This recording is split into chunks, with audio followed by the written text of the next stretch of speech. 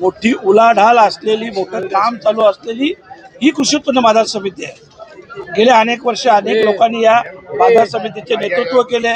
अनेक आमदार खासदार असतील जे या प्रचार रॅलीमध्ये सहभागी झाले आणि मी आजच्या दिवशी एवढंच सांगेन की आपण सगळे पत्रकार बंधू आहात, आपण या कृषी उत्पन्न बाजार समिती मार्केटची दुरावस्था पाहिली असेल।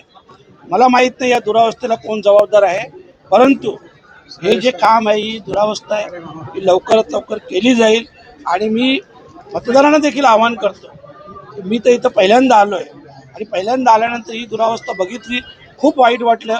कारण दुरून डोंगर साजरे अशा प्रकारच्या कृषी उत्पन्न बाजार समितीचं नाव खूप मोठं आहे, परंतु प्रत्यक्षात अवस्था पाहिली खूप वाईट आहे। आणि म्हणून हे बदलाव व्हायला पाहिजे।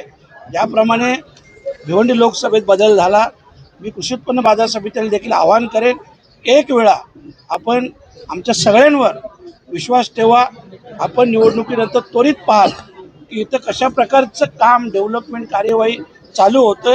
भाजीपाला आपण तुम्ही आम्ही सगळेजण खातो आणि जो भाजीपाला इथं ठेवला जातो त्याची अवस्था पहा ना तुम्ही, किती वाईट आहे।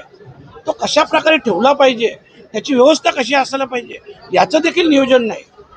आणि या सगळ्या गोष्टींमध्ये बदल करायचा आहे आणि म्हणूनच मी मतदारांना आवाहन करतो।